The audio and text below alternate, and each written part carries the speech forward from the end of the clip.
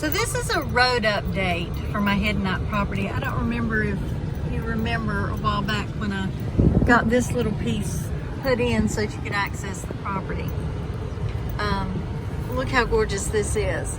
I wanted to do a video, a drive-through real quick, because when I first moved in, they wanted $10,000 to build me a road because the property is like 700 feet long.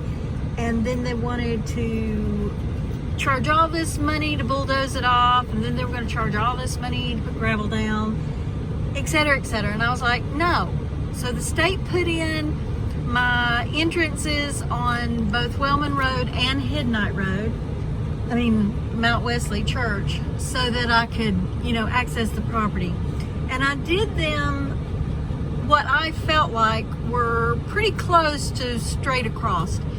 There's an opening over there in the woods. You can't really see it because it's kind of overgrown, but there's an opening where the trees were, there was a kind of a space between the trees. So that's where we had them put in the first one. And then we had them put it in back here, the second one, and it is 40 feet. The one up there is 20 foot. The state did it. I just had to buy the culverts to put them in, and they came up here and did it for me. So that's awesome. Now the next thing was to connect the two, the entrance and the exits together. It was going to be a lot of money. I had people quote me 10 for just mowing it down, and then there was going to be like another 10,000 for the gravel that would be needed. My thought is this: why pay? Everybody who's ever had a pasture knows that if the cows walk on the ground too often, it's going to create a spot. If you drive on it, it's going to create a spot. To keep from having these spots is usually the hard thing. So what I've done is I just created my own little road. Now I've driven over it probably about 10 times today, but I'm going to show you what it looks like. You got to understand, when I first started today, it looked like that. And yeah, we are in the car, and yes, I am driving, but it's on my property, and I want to show a video. So anyway, this is what driving back and forth about 10 times has done.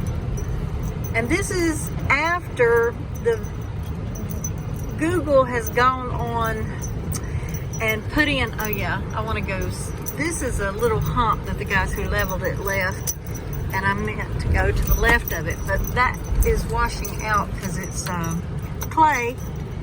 But as you can see, if you go on Google Earth now, you'll see that my road is showing up on Google Earth when they give their shots. So that's exciting to me. So then today I came back and I'm doing it again. And as you see, this little opening has always been here. Tony Otone found it. I pointed it out and talked me into putting my road opening over here. So that's, that's what's made this possible, is finding a good way to get in and out. And as you see, it's drivable. For fun though, let's go back the other way. Let's look both ways. Make sure nobody's here. I'll do a quick, woo, I ran off the thingy. I'm up here harvesting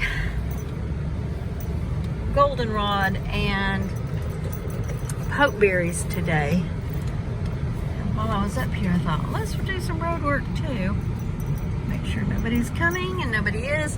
Put the car in low, and then let's go up this way. Right now, with it overgrown like this, I'm having to put it in low to get up here. Might not be a bad idea all the time, but anyway, here we go, back across the opposite way. It'd be a lot of fun if I had a grandchild that I had access to play like this, wouldn't it? Oh, we'd have a ball. Oh, bottomed out just a little bit there.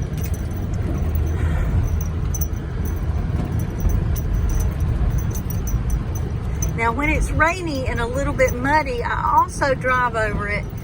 The reason I do that is because I can go in this way and out the other way, and it mushes it down better. So just wanted to show you what I'm doing to make a road up here in Hiddenite for just a few gallons of gas.